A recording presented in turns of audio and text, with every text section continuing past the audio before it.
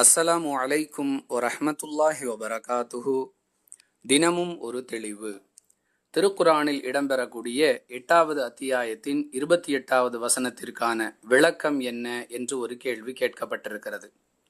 அன்பிற்குரிய அல்லாஹுவின் நல்லடியார்களே, திருக்குரானில் இடம்பெறக்கூடிய 8வது அத்தியாயத்தின் 28வது வசனத்தில் அம்வாலுக்கும் வ அவுலாதுக்கும் ஃபித்னா என்று அல்லாஹ் கூறுகிறான். அதாவது, உங்களுக்கு வழங்கப்பட்டிருக்கும் பொருளாதாரமும் உங்களுக்கு கிடைத்திருக்கக்கூடிய குழந்தை பாக்கியமும் உங்களுக்கான சோதனை என்பது இதன் பொருள். பொதுவாக ஒருவருக்கு தாராளமான பொருளாதாரமும் நிறைவான குழந்தை பாக்கியமும் இருந்தால் அது சந்தோஷப்படக்கூடிய ஒரு நிலைதானே தவிர அதை எப்படி சோதனை என்று சொல்லுவது? இந்த சந்தேகத்தின் அடிப்படையிலேயே இப்படி ஒரு கேள்வி கேட்கப்பட்டிருக்கிறது. அன்பிற்குரிய சகோதர சகோதரிகளே, உண்மையில் இது சோதனைதான் என்பதில் எந்த மாற்று கருத்தும் இல்லை.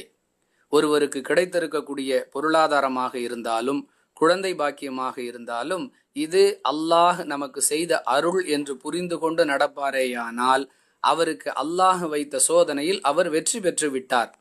அல்லாஹ் சொன்ன வழியில் அந்த பொருளாதாரத்தை செலவு செய்து அல்லாஹ் காட்டி தந்த பாதையில் தன்னுடைய பிள்ளைகளை நடத்தி இப்படி அவர் தன்னுடைய செயல்பாடுகளை அமைப்பாரேயானால் அல்லாஹ் வைத்த சோதனையில் அவர் வெற்றி பெற்று விட்டார்.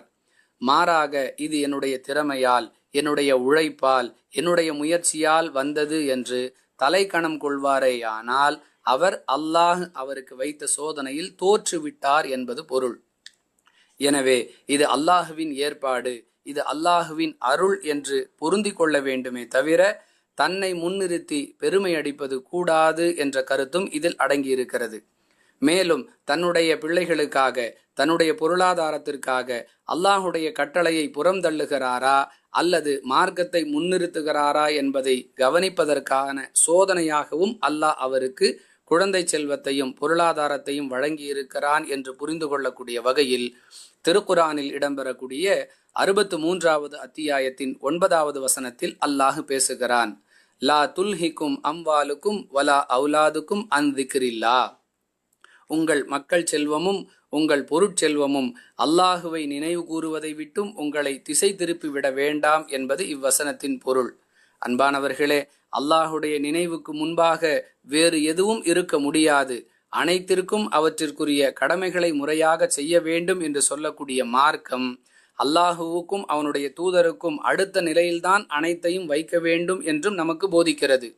இதை ஒருவர் புரிந்து நடந்து கொள்கிறாரா என்பதற்கான சோதனையாகவும் அல்லாஹ் நமக்கு பொருட்செல்வத்தை மற்றும் குழந்தை செல்வத்தை கொடுத்திருக்கிறான் என்பதையும் புரிந்து கொள்ளக்கூடிய வகையில் இவ்வசனங்களில் நம்மிடம் அல்லாஹ் பேசுகிறான். இவையே இவ்வசனங்களுக்குரிய விளக்கங்களாக இருக்கின்றன. வாஹிரு தஅவானா அனில் ஹம்துலில்லாஹி ரப்பில் ஆலமீன். அஸ்ஸலாமு அலைக்கும் வரஹ்மத்துல்லாஹி வபரகாத்துஹு.